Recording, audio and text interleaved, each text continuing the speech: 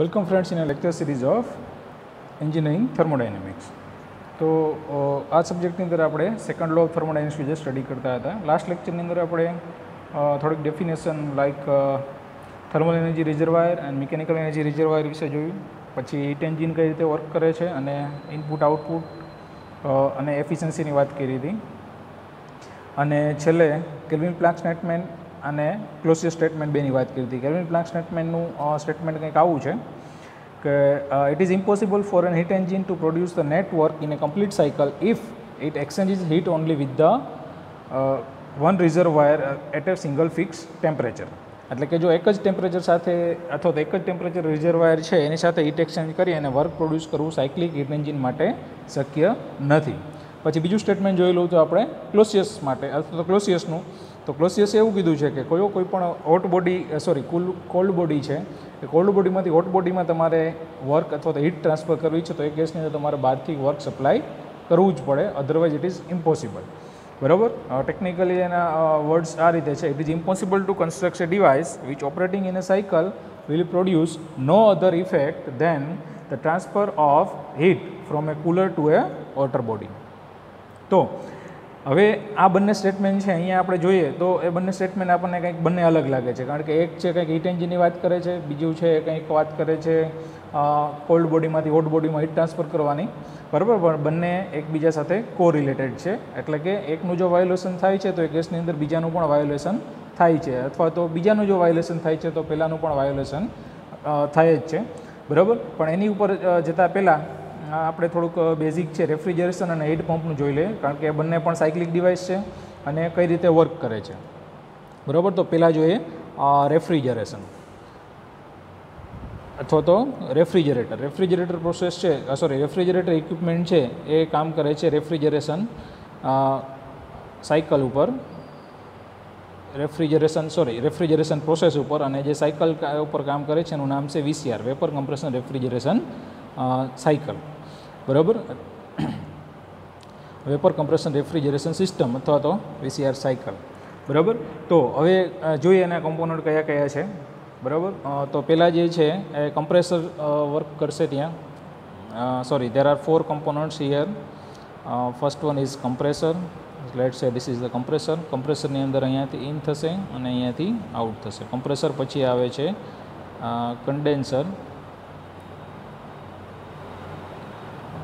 Condenser પછી આવશે expansion device,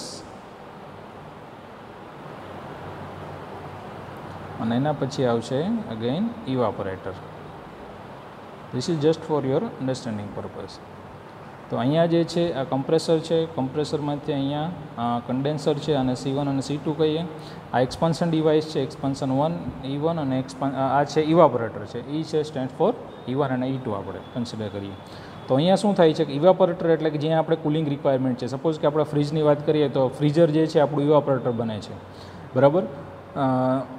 cooling પ્લાન્ટની વાત કરીએ તો કુલિંગ પ્લાન્ટની અંદરનો જે આખો એરિયા છે, અંદર જે કુલિંગ કેબિન છે આખું ઇવાપોરેટર બને છે. એસીની વાત કરીએ તો એસીમાં પણ ક્યાંક ને ક્યાંક આ સાયકલ જ પાર્ટ પ્લે કરતી હોય છે. તો ત્યાં આખો રૂમ છે, આખો રૂમ આપણું ઇવાપોરેટર બનતું હોય છે, પણ ત્યાં થોડાક ફંડા ડિફરન્ટ હોય છે, but just four understanding purpose તમે કન્સિડર કરી શકો. બરાબર. તો આ જે ઇવાપોરેટર છે, ઇવાપોરેટરમાંથી જે રેફ્રિજરન્ટ આવશે સાયક્લિક એન્જિનમાં થશે. હવે આપણે સાયકલ ઉપર બીટ જતાં પહેલાં આપણે વર્ક અને હીટ ઇન્ટરેક્શનની વાત કરીએ. બરાબર. કારણ કે રેફ્રિજરેશન સાયકલ છે ત્યાં શું થાય છે અલ્ટિમેટલી કે કુલિંગ બોડી છે અથવા તો કુલ બોડી છે, આપણું રેફ્રિજરેટિંગ સ્પેસ જે લોઅર ટેમ્પરેચર છે, લેટ્સ સે lower temperature is T2. Lower temperature T2 એથી હીટ ગેઇન કરી અને હાઈ ટેમ્પરેચર T1 છે એટલે કે એટમોસ્ફિયર છે એની અંદર રિજેક્ટ કરવાની હોય છે. એટલે અહીંયા જે છે ક્લોસિયસ સ્ટેટમેન્ટની ઇફેક્ટ જોવા મળશે. બરાબર.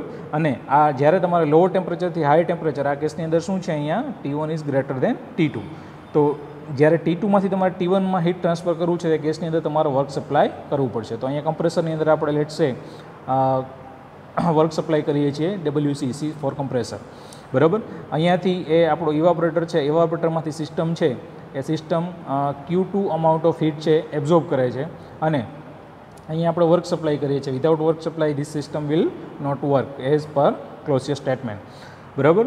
તો હવે અહીંયાથી કમ્પ્રેસરની અંદર high pressure high temperature refrigerant છે અહીંયા એન્ટર થશે કન્ડેન્સરની અંદર. એઝ કન્ડેન્સર પોતાનું જે વર્ક છે એ હીટ રિજેક્શનનું છે, તો Q1 અમાઉન્ટ ઓફ હીટ છે એ રિજેક્ટ થશે એટમોસ્ફિયરની અંદર, અહીંયા કન્ડેન્સરની અંદર. અને પછી જે લો ટેમ્પરેચર હાઈ પ્રેશર એમાં જે રેફ્રિજરન્ટ છે અહીંયા એક્સપાન્શન ડિવાઇસમાં આવશે, અને એક્સપાન્શન ડિવાઇસમાંથી એનું ટેમ્પરેચર જે ઓલરેડી ડાઉન થઈ ગયું છે કન્ડેન્સરની અંદર, એટલે એનું આઉટપુટ છે એ લો ટેમ્પરેચર લો પ્રેશર રેફ્રિજરન્ટ છે ઇવાપોરેટરની અંદર એન્ટર થશે. અને ઇવાપોરેટરની અંદરની જે લેટન્ટ હીટ છે, લેટન્ટ હીટ ગેઇન કરી અગેઇન ને પોતાનું જે ફેઝ ચેન્જ કરશે, અને ફેઝ ચેન્જ કર્યા પછી એ અગેઇન આખી સાયકલ છે રિપીટ થશે. તો એને સાયક્લિક ફોર્મમાં જો આપણે ઇન્ડિકેટ કરીએ તો there are two reservoir, one reservoir છે એટ ટેમ્પરેચર T1, એને આપણે કહીએ એટમોસ્ફિયર, બરાબર. અને આ જે છે આપણું refrigeration cycle, the whole cycle એની અંદર આપણે W છે WC amount of heat supply કરીએ છીએ, અને એ છે Q1 અમાઉન્ટ ઓફ હીટ છે, સોરી અહીંયા નહીં આવે, પહેલાં આપણે સાયકલ શરૂઆત થાય છે એ પ્રમાણે જ જોઈએ, બરાબર. કે ટેમ્પરેચર T2 છે, ટેમ્પરેચર T2 એ આપણું ઇવાપોરેટર છે. તો આપણે આને કહી શકીએ કે આ જે સિંક થશે આપણી એને આ સોર્સ થશે, બરાબર ને, જ્યાંથી જે આપણે હીટ એબ્ઝોર્બ કરીએ છીએ એને સોર્સ કહીએ છીએ. બટ અહીંયા થોડુંક લિટલ બીટ ડિફરન્ટ છે કે અહીંયા T2 છે એ T2 એ છે T1 કરતાં ઓછું છે, બરાબર. એટલે કે લોઅર ટેમ્પરેચરમાંથી હીટ છે એબ્ઝોર્બ કરશે, તેને આપણું કહીએ રેફ્રિજરેટર અથવા તો ફ્રીઝર, બરાબર. ફ્રીઝરમાંથી Q2 અમાઉન્ટ ઓફ હીટ છે એ એબ્ઝોર્બ કરશે. Q2 amount of heat absorb કરી અહીંયાથી QC વર્ક સપ્લાય કરીએ છીએ, અને બંનેનું સમેશન છે એટલે કે total amount of Q1 amount of heat છે એ એટમોસ્ફિયરની અંદર રિજેક્ટ કરશે. એટલે કે અહીંયા આપણે ફ્રીઝરની અંદર કુલિંગ ઇફેક્ટ મળશે. તો અહીંયા જોઈએ તો Q1 છે, Q1 ઇક્વલ ટુ શું થશે, Q2 પ્લસ WC. તો આ જે છે symbolic form of refrigeration cycle અહીંયા આ રીતે યુટિલાઇઝ થાય છે, just to represent the cycle છે એને આ રીતે રિપ્રેઝન્ટ કરી શકે રેફ્રિજરેશન સાયકલ, બરાબર. તો આ જે છે રેફ્રિજરેશનનો ફંડામેન્ટલ છે. Same thing happen to heat પંપનું પણ એ જ કામ છે. પણ હીટ પંપ શું છે અહીંયા કે આપણી રિક્વાયરમેન્ટ ત્યાં ચેન્જ થઈ ગઈ છે. અહીંયા આપણી રિક્વાયરમેન્ટ છે અહીંયા ફ્રીઝર, એટલે કે બોડી આપણી, એ બોડીને કૂલ કરવાની વાત છે. ત્યાં હીટ પંપની અંદર બોડીને હોટ કરવાની વાત છે. તો એ પણ બે ટેમ્પરેચર સાથે સપોઝ કે વાત કરીએ કે ટેમ્પરેચર T1 એક રિઝર્વાયર છે, થર્મલ એનર્જી રિઝર્વાયર, અને અહીંયા હીટ પંપ વર્ક કરે છે એ પણ સાયક્લિક હીટ એન્જિન છે, સોરી એન્જિન તો ના કહી શકીએ, બટ આ વર્ક કન્ઝ્યુમિંગ ડિવાઇસ છે, એટલે સાયક્લિક પ્રોસેસ થાય છે, સાયક્લિક ડિવાઇસ છે એવું કહી શકીએ. અને એ પણ ટેમ્પરેચર T2 સાથે T2 અને T1 સાથે જ કામ કરે છે એન્જિન, એવું કહી શકીએ આપણે, બરાબર. તો હવે આ કેસની અંદર હીટ પંપનું શું કામ છે, તો જનરલી આપણી જે સ્પેસ છે અથવા તો આપણું જે હોમ છે અથવા તો કન્ફાઇન સ્પેસ છે એને એટમોસ્ફિયરની જે હીટ છે, એટમોસ્ફિયરના ટેમ્પરેચર કરતાં વધારે ટેમ્પરેચરે મેન્ટેન કરવું. જનરલી એ વિન્ટર કન્ડિશનની અંદર રિક્વાયરમેન્ટ ઊભી થતી હોય છે કે જે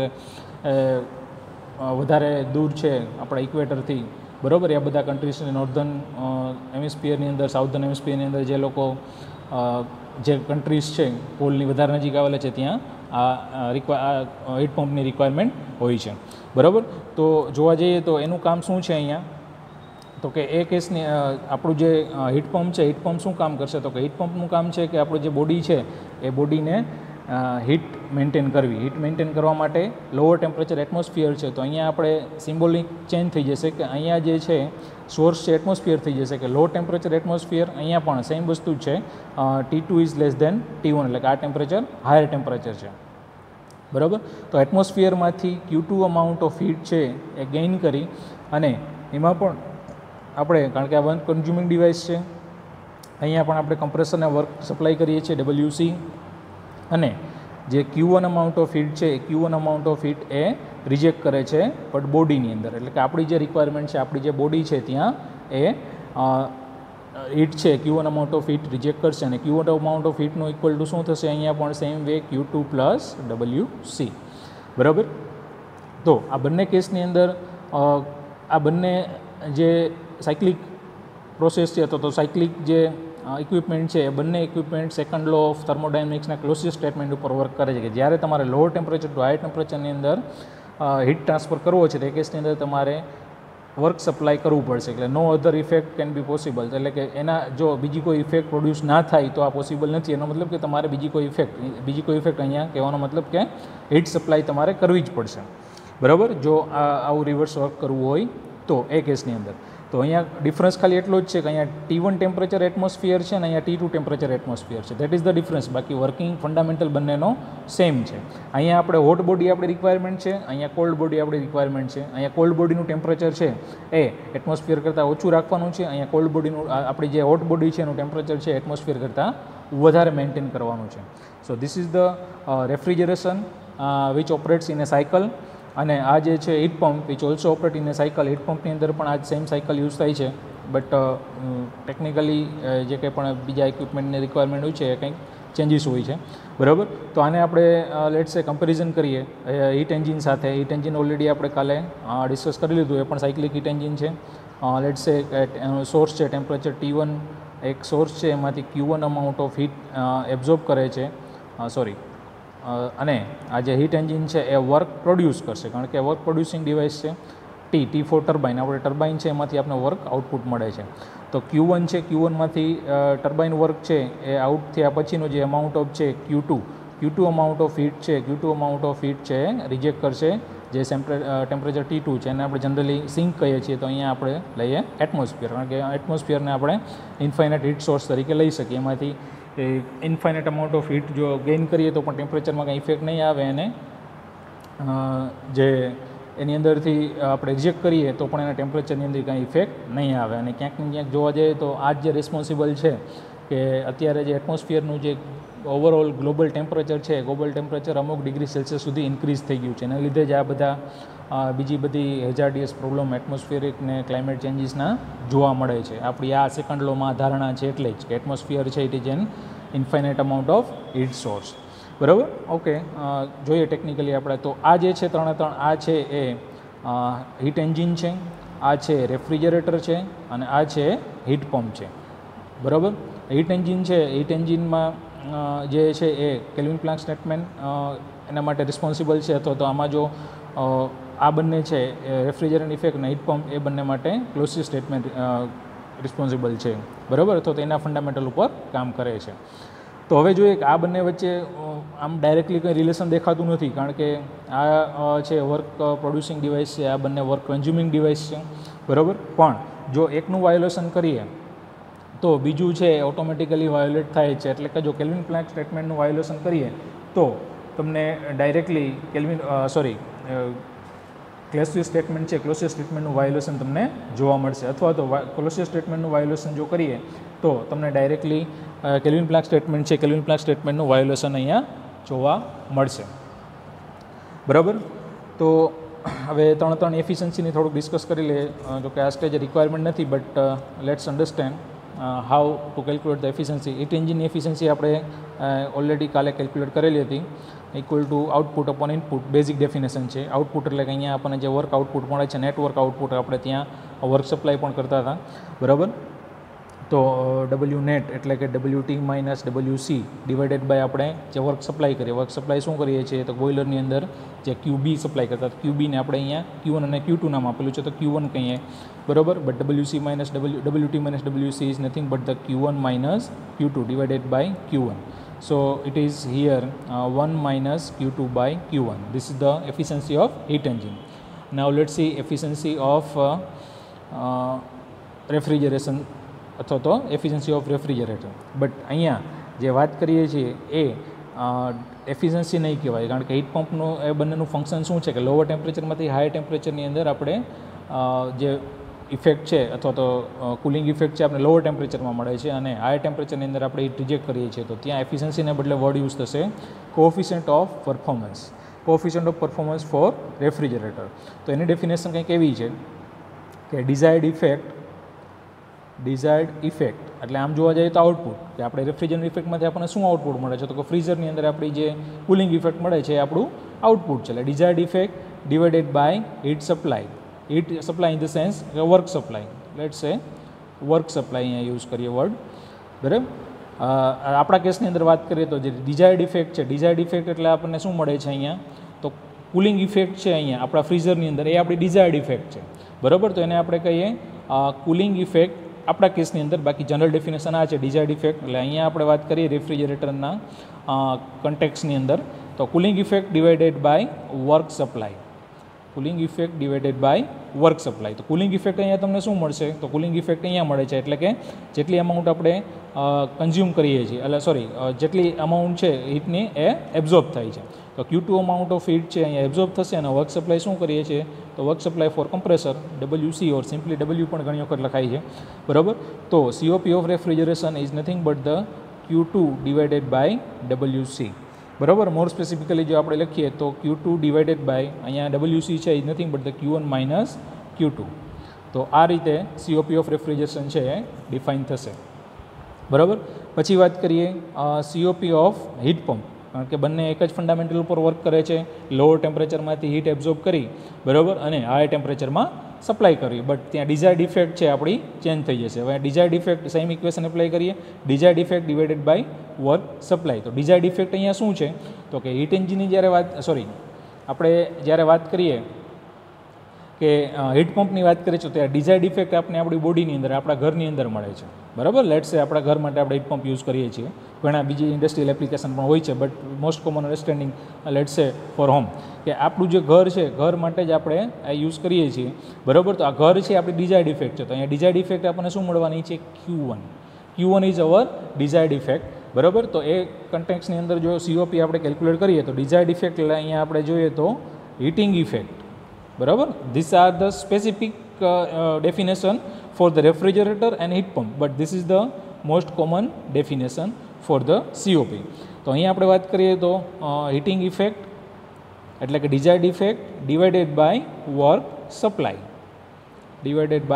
વર્ક સપ્લાય, તો હીટિંગ ઇફેક્ટ અહીંયા શું મળે છે? અથવા ડિઝાયર્ડ ઇફેક્ટ આપણને Q1 મળે છે. Q1 divided by work supply છે હિયર QC, બરાબર, એટલે કે કમ્પ્રેસર વર્ક. હવે Q1 ની આપણે ડેફિનેશન પ્રમાણે વેલ્યુ પુટ કરીએ, બરાબર. તો અધરવાઇઝ તો WC ની વેલ્યુ પુટ કરીએ, કારણ કે એફિશિયન્સી જનરલી હીટના ફોર્મમાં ઇન્ડિકેટ કરવી સારી રહેશે, બરાબર. તો Q1 divided by WC stands for Q1 minus Q2, બરાબર. તો આ બંને COP ઓફ રેફ્રિજરેશન અને COP ફોર હીટ પંપ, બરાબર. તો આ રીતે તમે આ બંનેનું ઇન્ડિકેશન છે, ઇન્ડિકેશન તો નહીં પણ બંનેનું જે ડેફિનેશન છે COPની એ પ્રમાણેનું COPનું ઇક્વેશન તમે ડિરાઈવ કરી શકો, બરાબર. તો આટલું કમ્પ્લીટ કર્યા પછી હવે આપણે જઈએ કે એકનું વાયોલેશન તો બીજાનું વાયોલેશન કઈ રીતે બને છે એના પ્રૂફ લઈએ, બરાબર. તો પહેલાં આપણે જોઈશું કે એક સ્ટેટમેન્ટ છે, એક સ્ટેટમેન્ટનું આપણે પહેલાં વાયોલેશન કરીએ, એટલે કે એક એન્જિનમાં એવી કન્ડિશન આપણે અથવા તો એવી ઇફેક્ટ ક્રિએટ કરીએ કે જેનાથી કોઈ એક સ્ટેટમેન્ટનું વાયોલેશન થતું હોય, બરાબર. તો સપોઝ કે પહેલાં આપણે ક્લોઝિયર સ્ટેટમેન્ટનું વાયોલેશન કરીએ, બરાબર. એટલે કે હવે આપણું જે ટોપિક છે એ ટોપિકનું આપણે જોઈએ કે ઇક્વિવેલન્સ ઓફ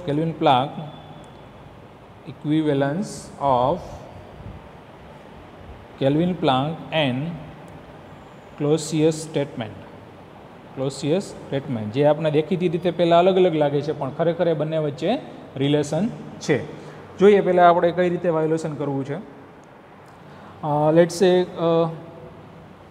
બે રિઝર્વાયર લઈએ, બરાબર, જે આપણે રેફ્રિજરેશનની અંદર એટલે અથવા આપણે હીટ પંપ લઈએ છીએ, બરાબર. સાયક્લિક હીટ પંપ છે, એ સાયક્લિક એટલા માટે કારણ કે સાયક્લિક ડિવાઇસ છે હીટ પંપ, બરાબર.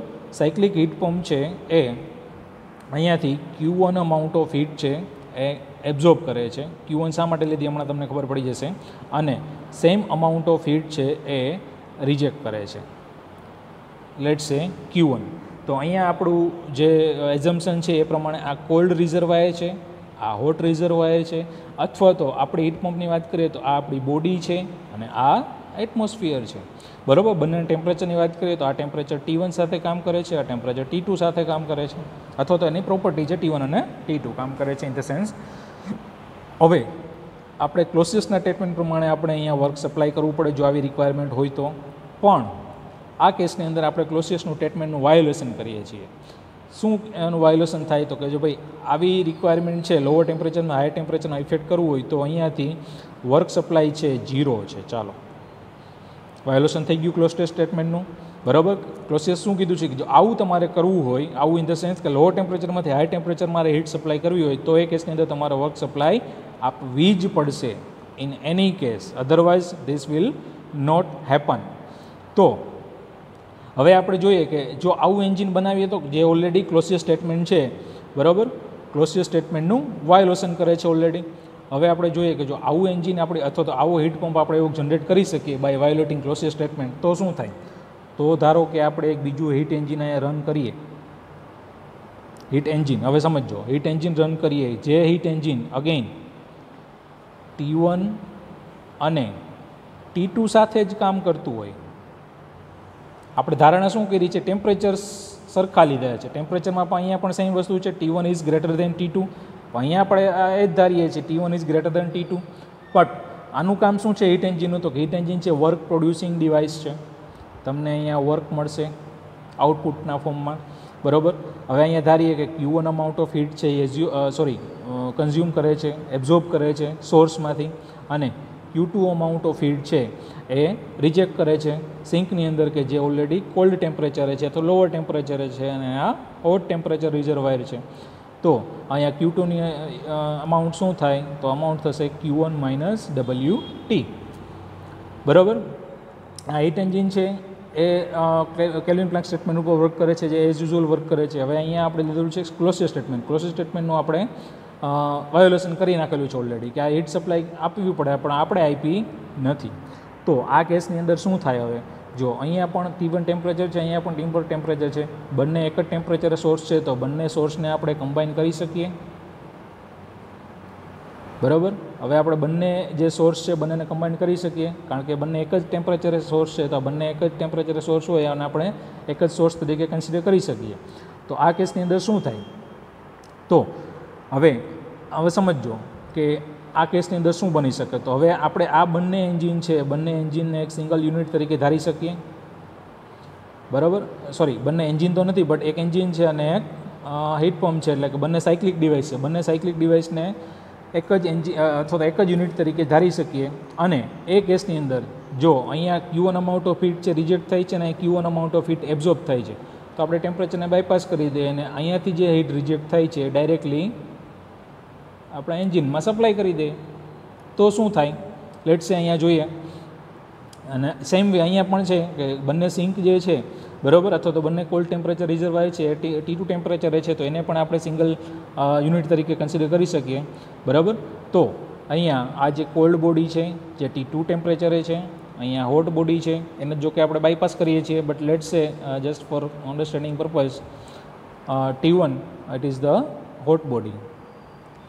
તો અહીંયા શું થશે કે હીટ પંપ જે છે, હીટ પંપ અહીંયાથી Q1 amount of heat absorb કરશે, અને એ same Q1 amount of heat છે એ જે એબ્ઝોર્બ કરવાની રિક્વાયરમેન્ટ છે કોના માટે? તો કે હીટ એન્જિન માટે, એ અહીંયાથી ડાયરેક્ટ સપ્લાય થઈ જશે હીટ એન્જિનને, અને હીટ એન્જિન તમને વર્ક આઉટપુટ પણ આપશે. વર્ક આઉટપુટ આપ્યા પછી જે રિમેનિંગ હીટ છે જે Q2 આપણે કહીએ, બરાબર, Q2 ઇક્વલ ટુ અહીંયા અમાઉન્ટ હશે Q1 માઇનસ WT. તો હવે આ કેસની અંદર જુઓ શું બન્યું. અહીંયા શું કર્યું હતું આપણે? ક્લોઝિયર સ્ટેટમેન્ટનું વાયોલેશન કર્યું હતું. ક્લોઝિયર સ્ટેટમેન્ટનું વાયોલેશન કર્યું તો અહીંયા શું બને છે આપણને કે આ બંનેને એક જ સિંગલ યુનિટ કન્સિડર કરીએ તો આ એક એવો યુનિટ જનરેટ થાય છે, અથવા તો એક એવું સાયક્લિક ડિવાઇસ બનશે કે જે ડિવાઇસ સિંગલ ફિક્સ ટેમ્પરેચર, જે T2 અહીંયા છે, સિંગલ ફિક્સ ટેમ્પરેચર સાથે હીટ ઇન્ટરેક્શન કરશે, અને છતાં પણ આપણને વર્ક આઉટપુટ મળશે. તો આ શું થઈ ગયું? Violation of the kelvin Planck statement. એને શું કીધું હતું કે સાયક્લિક હીટ એન્જિન છે એને બે ડિફરન્ટ ટેમ્પરેચર સાથે હીટ ઇન્ટરેક્શન કરવું ફરજિયાત છે, otherwise it will not give you a work, અથવા ઇટ વિલ નોટ વર્ક, બરાબર. બટ અહીંયા શું થયું? કેલ્વિન પ્લાન્ક સ્ટેટમેન્ટનું વાયોલેશન કર્યું તો અહીંયા ક્લોઝિયર સ્ટેટમેન્ટનું વાયોલેશન કર્યું તો કેલ્વિન પ્લાન્ક સ્ટેટમેન્ટનું ડાયરેક્ટલી અથવા તો ઇનડાયરેક્ટલી વાયોલેશન થઈ ગયું. તો આપણે એવું કહી શકીએ કે એક જે સ્ટેટમેન્ટ છે બીજા સાથે ડાયરેક્ટલી કનેક્ટેડ છે, બરાબર, કે એકનું જો વાયોલેશન કરીએ છીએ તો બીજાનું વાયોલેશન થાય જ છે. તો અહીંયા આપણે આ ડિરેક્શનમાં જોઈ લીધું કે પહેલાં કેલ્વિન પ્લાન્ક સ્ટેટમેન્ટ ક્લોઝિયર સ્ટેટમેન્ટમાંથી આપણે જો વાયોલેશન કર્યું તો કેલ્વિન પ્લાન્ક સ્ટેટમેન્ટનું વાયોલેશન થઈ ગયું. હવે આપણે રિવર્સ મેનરમાં થિંકિંગ કરીએ, અથવા તો રિવર્સ મેનરમાં પ્રૂવ કરીએ કે જો કેલ્વિન પ્લાન્ક સ્ટેટમેન્ટનું વાયોલેશન કરીએ તો ક્લોઝિયર સ્ટેટમેન્ટનું વાયોલેશન થાય છે કે નહીં, બરાબર. હવે આપણે એને ડિસ્કસ કરીએ, બરાબર. આ પહેલાં આપણે જોયું તો ક્લોઝિયસનું વાયોલેશન કર્યું તો કેલ્વિન પ્લાન્કનું વાયોલેશન થઈ ગયું. હવે રિવર્સ કે પહેલાં કેલ્વિન પ્લાન્કનું વાયોલેશન કરીને જોઈએ. કેલ્વિન પ્લાન્કના વાયોલેશનથી આપને ક્લોઝિયર સ્ટેટમેન્ટનું વાયોલેશન મળે છે કે નહીં. તો પહેલાં જોઈ લે, પહેલાં કેલ્વિન પ્લાન્કનું statement, second point in the topic equivalence of Kelvin Planck and Clausius statement. તો લેટ્સ સે અહીંયા પણ સેમ થિંગ. હવે ક્લોઝિયર કેલ્વિન પ્લાન્ક સ્ટેટમેન્ટનું પહેલાં વાયોલેશન કરીએ. કેલ્વિન પ્લાન્ક સ્ટેટમેન્ટનું વાયોલેશન કરવું બહુ ઇઝી છે. ડાયરેક્ટલી કન્સિડર કરો PMM2, ડાયરેક્ટલી કન્સિડર કરી લે PMM2 કે જે Q1 amount of heat absorb કરે છે, બરાબર, સોર્સમાંથી. This is the heat engine. અને તેમાંથી W અમાઉન્ટ ઓફ હીટ છે એ આઉટપુટ આપણને આપે છે, અને રિમેનિંગ હીટ છે Q2 એ 0 છે. 0 શા માટે લીધી? ખરેખર 0 ન હોય. 0 આપણે સિંકની અંદર એને સપ્લાય કરવી પડે અથવા તો રિજેક્ટ કરવી પડે. બટ આપણે અહીંયા કેલ્વિન પ્લાન્ક સ્ટેટમેન્ટનું વાયોલેશન કરીએ છીએ, એટલા માટે લેટ્સ સે Q2 અને આપણે નામ આપેલું હતું PMM2, બરાબર, લાસ્ટ લેક્ચરની અંદર. તો આ હોટ બોડીમાંથી Q1 amount of heat absorb કરે છે અને W અમાઉન્ટ ઓફ હીટ એ આપણને આઉટપુટ આપે છે. અને કારણ કે રિજેક્શન 0 છે તો W equal to Q1, complete conversion of heat into work, બરાબર. આ કેલ્વિન પ્લાન્ક સ્ટેટમેન્ટનું વાયોલેશન કર્યું. હવે સપોઝ કે આપણે ક્લોઝિયર સ્ટેટમેન્ટ અથવા તો device which operates on the Clausius statement એ જોઈએ. તો બીજી એક ડિવાઇસ છે જેને આપણે હીટ પંપ કહીએ, બરાબર, જેનું આપણે લાસ્ટ ટાઈમ ડિસ્કશન કરેલું હતું હમણાં જ. એ શું કરે છે તો કે T2 ટેમ્પરેચર, જે કોલ્ડ ટેમ્પરેચર છે ત્યાંથી લેટ્સ સે this is the heat pump, થોડીક અમાઉન્ટ ઓફ હીટ જે છે એ એબ્ઝોર્બ કરે છે, લેટ્સ સે Q2 અમાઉન્ટ ઓફ હીટ, અને એને આપણે વર્ક સપ્લાય કરીએ છીએ બહારથી, લેટ્સ સે ઇક્વલ ટુ Q.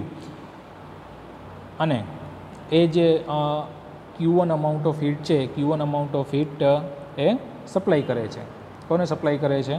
તો કે આપણી હોટ બોડી જે છે, જે T1 ટેમ્પરેચરે છે એને, બરાબર, હોટ બોડીને સપ્લાય કરે છે, બરાબર. તો અહીંયા આપણે હવે એ મેન્શન કરવાનું જરૂર નથી કે Q1 equal to W plus Q2. Let's say here Q1 is the output or the desired effect for us. તો હવે આ કેસની અંદર શું થશે કે અહીંયા એક હીટ એન્જિન છે જે કેલ્વિન પ્લાન્કનું વાયોલેશન કરે, કેલ્વિન પ્લાન્ક સ્ટેટમેન્ટનું વાયોલેશન કરે છે. બીજો હીટ પંપ છે જે ક્લોઝિયર સ્ટેટમેન્ટ ઉપર વર્ક કરે છે. ક્લોઝિયર સ્ટેટમેન્ટમાં હવે જોઈએ આપણે થોડુંક ડિટેલમાં જઈએ તો અહીંયા શું છે કે રિક્વાયરમેન્ટ શું છે તો કે W અમાઉન્ટ ઓફ હીટની રિક્વાયર્ડ છે. એક ધારણા આપણે ધારી લઈએ કે આ જે W અમાઉન્ટ ઓફ હીટ છે એ આના જેટલી જ છે કે જે આપણે હીટ એન્જિનમાંથી આઉટપુટ મળે છે. તો આપણે એવું ના કરી શકીએ કે આ જે વર્ક આઉટપુટ છે બહારથી આપવાને બદલે અહીંયાથી જે વર્ક ઇનપુટ છે બહારથી આપવાને બદલે અહીંયા જે આઉટપુટ મળે છે એને જ ડાયરેક્ટલી અહીંયા સપ્લાય કરી દે, બરાબર. આની રિક્વાયરમેન્ટ શું છે? એની હાવ W વર્ક જોઈએ છે તો એ આપણે અહીંયાથી સપ્લાય કરીએ. હવે આ બંને ઇક્વિપમેન્ટ છે, હીટ એન્જિન અને હીટ પંપ, એને સિંગલ યુનિટ તરીકે કન્સિડર કરીએ તો શું થાય છે જોઈએ. અહીંયા યાદ રાખજો, કેલ્વિન પ્લાન્ક સ્ટેટમેન્ટનું વાયોલેશન આપણે ઓલરેડી કરેલું છે. તો એ કંઈક ડિવાઇસ આવી બનશે. અહીંયા પણ બંને T1 ટેમ્પરેચર છે, બરાબર. તો આપણે સોર્સ તરીકે T1 ટેમ્પરેચર લઈએ જે હોટ બોડી છે, એમાંથી એક હીટ એન્જિન એટલે કે PMM2 હીટ એન્જિનને જેને આપણે લીધેલું છે અહીંયા PMM2 જે વર્ક અમાઉન્ટ આપે છે, બરાબર, આઉટપુટ, એને આપણે ડાયરેક્ટલી જે હીટ પંપની રિક્વાયરમેન્ટ છે ઇનપુટ તરીકે આપી દઈએ, બરાબર. એટલે અહીંયાથી જે W મળે છે એ W ડાયરેક્ટલી અહીંયા સપ્લાય થઈ ગયું. અહીંયાથી Q1 amount of heat absorb કરી, અહીંયાથી Q2 છે એ તો ઓલરેડી 0 જ છે. અને T2 ટેમ્પરેચર જે સિંક જે છે, T2 ટેમ્પરેચર સિંકમાંથી જે Q2 અમાઉન્ટ ઓફ હીટ છે એ એબ્ઝોર્બ કરે છે as per the Clausius statement, બરાબર. તો અહીંયા ઇનપુટની રિક્વાયરમેન્ટ હતી એ પૂરી થઈ ગઈ વર્ક સપ્લાયની, બરાબર. તો હવે અહીંયા શું થશે કે અહીંયા જે હીટ છે એનું જે સમેશન થશે એ શું થશે કે Q2 પ્લસ W, અથવા તો આપણે એવું કહી શકીએ Q2 પ્લસ Q1, કારણ કે Q1 is equal to W1, બરાબર. તો આ કેસની અંદર શું થયું હવે જુઓ કે આપણે અલ્ટિમેટલી શું ઇફેક્ટ મળી તો કે હીટ પંપની ઇફેક્ટ મળી, એટલે કે લોઅર ટેમ્પરેચરમાંથી હાયર ટેમ્પરેચરમાં તમારે જે હીટ ટ્રાન્સફર છે હીટ ટ્રાન્સફર થઈ ગઈ. બટ એના માટે તમારે બહારથી વર્ક કંઈ સપ્લાય આપવું પડ્યું નહીં. બહારથી વર્ક સપ્લાય 0 છે. આપણે શું લીધું આને એક સિંગલ યુનિટ લઈ લીધું, હીટ એન્જિન જે વર્ક આઉટપુટ આપે છે અને હીટ પંપના વર્ક ઇનપુટ તરીકે લઈ લીધું, બરાબર. તો આનું જે આઉટપુટ છે આનું ઇનપુટ થઈ ગયું અને આપણને જે આપણી ડિઝાયર્ડ ઇફેક્ટ છે ડિઝાયર્ડ ઇફેક્ટ પણ મળી ગઈ, એટલે કે હીટ પંપની જે હીટિંગ ઇફેક્ટ છે હીટિંગ ઇફેક્ટ પણ મળી ગઈ. તો ક્લોઝિયસે શું કીધું છે કે જો લોઅર ટેમ્પરેચરમાંથી હાયર ટેમ્પરેચરની અંદર તમારે જ્યારે હીટ ટ્રાન્સફર કરવી છે, you have to supply some work from outside. But અહીંયા આપણે કંઈ કરતા નથી એવું, બરાબર. તો જો કેલ્વિન પ્લાન્ક સ્ટેટમેન્ટનું આપણે વાયોલેશન કર્યું તો ક્લોસિયસ સ્ટેટમેન્ટનું વાયોલેશન ઇનડાયરેક્ટલી થઈ ગયું, બરાબર. એટલે આ બંને સ્ટેટમેન્ટ છે, પહેલાં એટ ફર્સ્ટ સાઇટ બંને કાંઈક ડિફરન્ટ લાગે છે, બંને વચ્ચે કંઈ રિલેશન દેખાતું નથી.